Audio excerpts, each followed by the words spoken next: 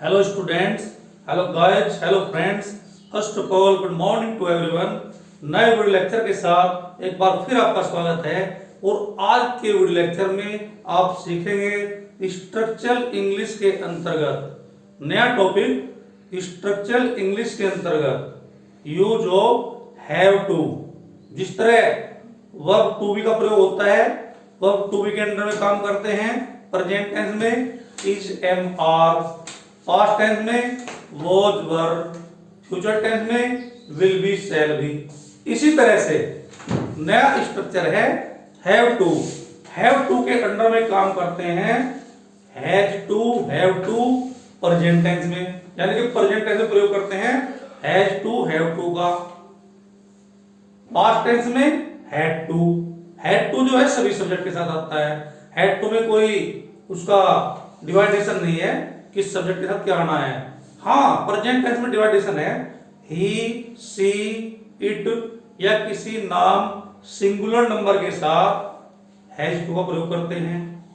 I, we, you, दे व अन्य plural number के साथ हैव टू का प्रयोग करते हैं। इसी तरह से पास्ट टेंस में सभी सब्जेक्ट के साथ, चाहे वो सिंगुलर नंबर है चाहे प्लूरल नंबर है, हैड टू का प्रयोग करते हैं। यानी कि पास्ट टेंस में केवल हैड टू का प्रयोग करेंगे। इसी तरह से फ्यूचर टेंस में, फ्यूचर टेंस में सभी सब्जेक्ट के साथ विल हैव टू का प्रयोग करेंगे। विल हैव टू का स्पोकन इंग्लिश में शैल हैव टू का प्रयोग नहीं होता है। यहां तक कि स्पोकन इंग्लिश में शैल शब्द है ही नहीं। शैल शब्द केवल ग्रामर में है, आई वी के साथ शैल, बाकी सब के साथ विल।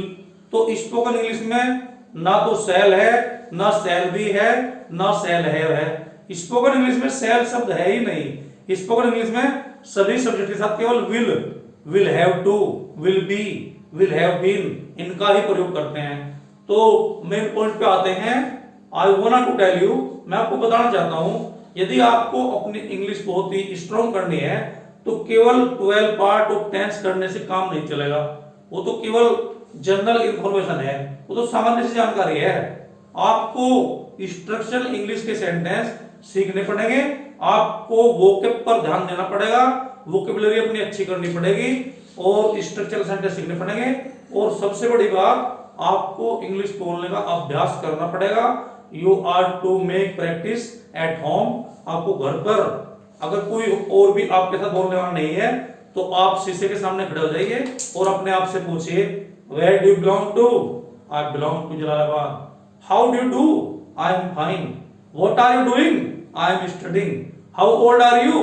I am 45। इस तरह से आप अपने आप से बहुत से क्वेश्चन कर सकते हैं। इससे आपका हेजिटेशन जो है वो रिमूव हो जाएगा, हेजिटेशन हट जाएगा। तो टाइम वेस्ट न करते हुए मेन पॉइंट पर आते हैं। आज का पॉइंट है हैव टू, और हैव टू में देख लेते हैं इसके 3 रूप, यानी 4 रूप। प्रेजेंट में हैज टू और हैव टू।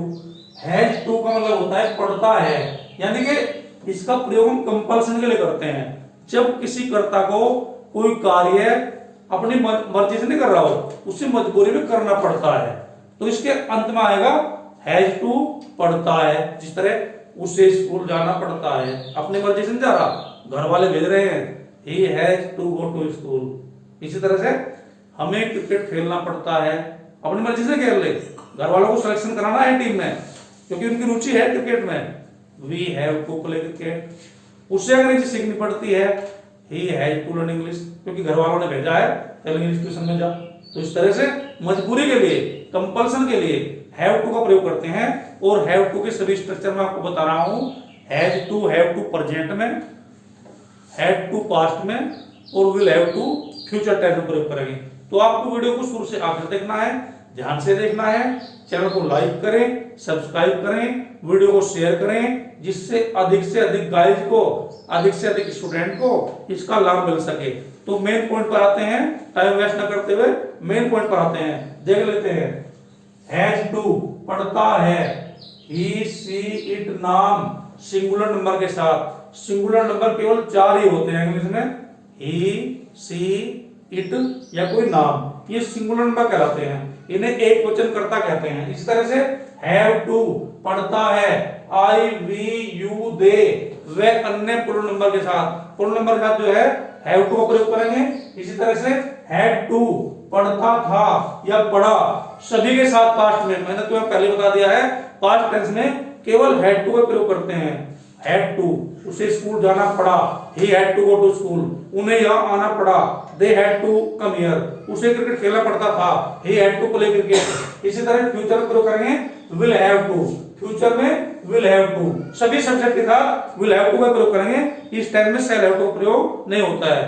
इस स्ट्रक्चर में, स्पोकन इंग्लिश में शैल हैव टू है ही नहीं, केवल विल हैव टू है, सभी सब्जेक्ट का विल हैव टू है, जिससे हमें, जिस तरह से हम कह सकते हैं हमें क्रिकेट खेलना पड़ेगा, यानी कंपल्सन है, we will have to play cricket. अब देख लेते हैं सेंटेंस वाइज, उसे स्कूल जाना पड़ता है, he has to go to school, क्या है इसमें, कुछ भी नहीं है, subject plus has to, have to, had to या विल हैव टू में से प्लस ऑब्जेक्ट, यानी कि subject plus shall will have to, shall have to नहीं, subject plus has to, have to, had to या विल हैव टू टेंस के अनुसार। इसी तरह से हमें कॉलेज पैदल जाना पड़ता है, we have to go to college on foot, on foot कहते हैं पैदल, हमें कॉलेज पैदल जाना पड़ता है, we have to go to college on foot, we have to go to college on foot, we have to go to college on foot, हमें college पैदल जाना पड़ता है। इसी तरह से हम कहेंगे ये कंपल्सन होगी, हमें कॉलेज पैदल जाना पड़ता है क्योंकि कॉलेज जाने का और कोई साधन नहीं है, तो कंपल्सन के लिए ये प्रयोग जो है कंपल्सन के लिए होता है।